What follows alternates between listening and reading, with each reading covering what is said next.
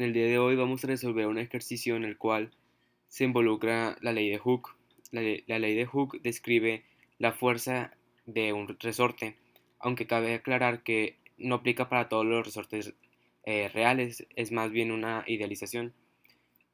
Este problema fue sacado del libro Física para Ciencias e Ingenierías de Serve y Witt en la página 210 y dice así: una partícula de masa m igual a 1.18 kilogramos se une entre dos resortes idénticos sobre una mesa horizontal sin fricción.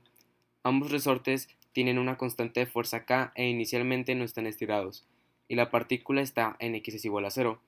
La partícula se jala una distancia x a lo largo de una dirección perpendicular a la configuración inicial de los resortes, como se muestra en la figura, que esta es la representación gráfica en la cual vemos que estamos viendo desde arriba, ya que se nos dice que es un plano horizontal, y aquí podemos ver que los resortes están fijos, cada uno a una cierta distancia L, que es su longitud cuando están en reposo, o sea, cuando están sin estirar, y que es estirado a una distancia X, que es perpendicular a- al punto inicial donde estaban los resortes. Entonces, como cada uno tiene K, porque son idénticos, y aquí el problema nos está pidiendo que demostremos que la fuerza ejercida sobre la partícula es esta. Entonces, para comenzar a resolver este ejercicio podemos notar que si hablamos de términos de distancia, aquí se forma un triángulo rectángulo, ya que está formado con los ejes X y Y, y por definición tienen un ángulo de 90 grados. Entonces la longitud del resorte cuando está estirado, es decir, la longitud final, va a ser la raíz de este cateto al cuadrado, que en este caso sería L cuadrada, más el otro cateto al cuadrado, que sería X cuadrada. Es decir, esto es igual a esto.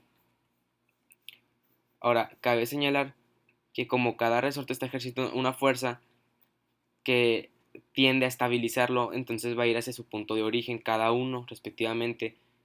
Y la ley de Hooke nos dice que la fuerza para un resorte, en este caso un resorte ideal, es igual a menos kx cada uno. Ahora, podemos observar que en este caso, como se está alargando una distancia LF, para aplicar la fórmula no es la longitud final la que vamos a sustituir aquí, sino el cambio, es decir, la distancia que realmente se estiró, que es la distancia cuando ya está estirada menos la distancia inicial. Así ya vamos a poder ver cuál es el cambio en su longitud.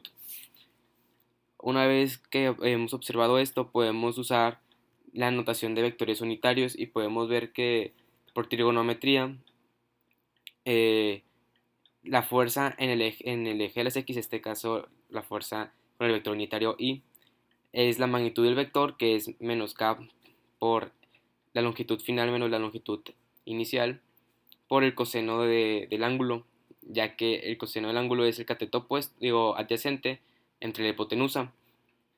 Y aplica lo mismo para la fuerza en el eje de las Y, pero en este caso en vez de coseno se usa seno, ya que seno de teta es igual al cateto opuesto sobre la hipotenusa.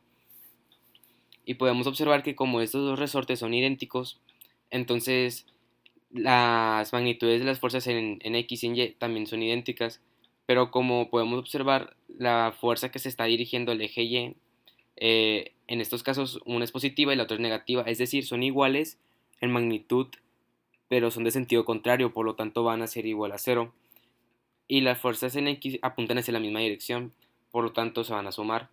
Entonces, como tenemos cada una de estas fuerzas y son dos, entonces sería igual al doble, es decir, lo multiplicamos todo por 2.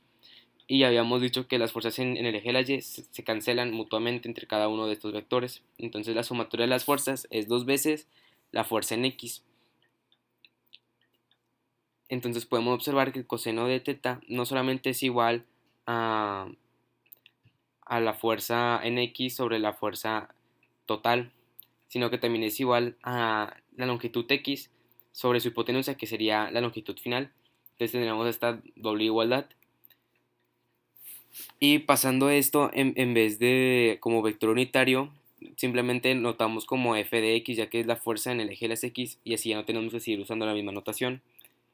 Ahora, recopilando lo que tenemos, podemos observar que aquí podemos sustituir el valor de coseno de teta, que tendríamos que usar este, ya que este es el que estamos usando aquí y por lo tanto nos daría una igualdad. Entonces, como sustituimos este valor, podemos observar que aquí tenemos varias variables que podemos cancelar. Entonces, antes de eso, tenemos que recordar cómo habíamos definido la longitud final y sustituirla aquí. Una vez que tenemos esto, solamente hay que distribuir esto que está multiplicando. La x podemos pasarla aquí como otro factor porque pues el orden de los factores no altera el producto y este lo distribuimos en cada uno de estos términos y podemos ver que cuando lo distribuimos en el primer término va a ser igual a 1 y en el segundo se va a quedar como L sobre raíz de L cuadrada más X cuadrada, que es lo que se quiere demostrar. Hasta aquí el video de hoy. Si te gustó dale like, comenta y suscríbete. Muchas gracias por ver el video.